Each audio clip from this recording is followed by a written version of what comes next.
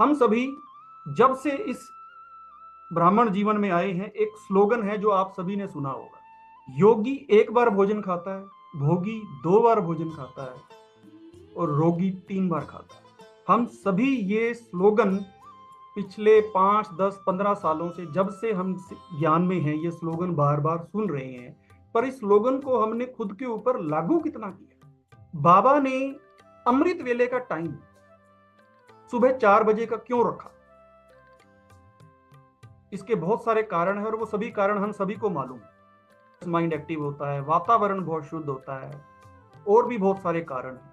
आज एक और कारण मैं आपको बता दूं, क्योंकि उस वक्त हमारा पेट खाली होता है। जब पेट खाली होगा और जब पेट भोजन को पचाने की प्रक्रिया से फ्री होगा, उस वक्त इस देह से डिटैच होना बहुत आसान है।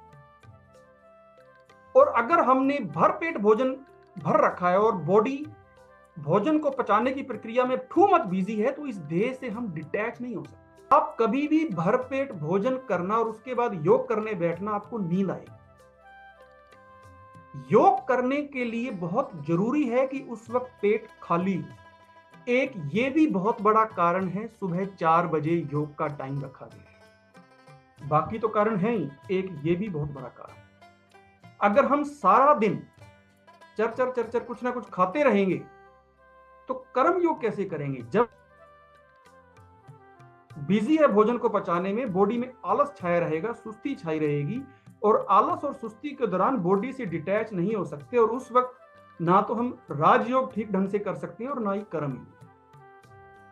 चलते फिरते भी बाबा की याद बनी रहे तो मैक्सिमम टाइम पेट का खाली होना बहुत जरूरी है। खाली पेट में ही राजयोग और कर्म योग होता है। छोले पुड़ियां खाकर, छोले भटूरे खाकर, खीर पूड़ी खाकर, गुलाब जामुन खाकर, रसगुल्ले खाकर राजयोग नहीं किया जाता, क्योंकि ये सारा भोजन हमें नीचे खींचता है, और अगर हमें ऊपर उड़ना है तो इस भोजन से थोड़ा दूर हटना हो। सर, बड़े बड़े महारथी राय देते हैं। जो लोग शिकायत करते हैं कि सुबह 4 बजे नींद नहीं खुलती, तो उनको एक बड़ी कॉमन एडवाइस दी जाती है, रात को भोजन कम खाओ या रात को मत खाओ। ये एडवाइस दी जाती है अगर सुबह अमृत के लिए उठना चाहते हो, तो इसीलिए दी जाती है। भोजन सुलाता है, भोजन योगी नहीं बनाता। तो मैं ये नहीं कह रहा कि आप आज से ये नियम लागू कर दें और सिर्फ एक बार भोजन स्वीकार करें।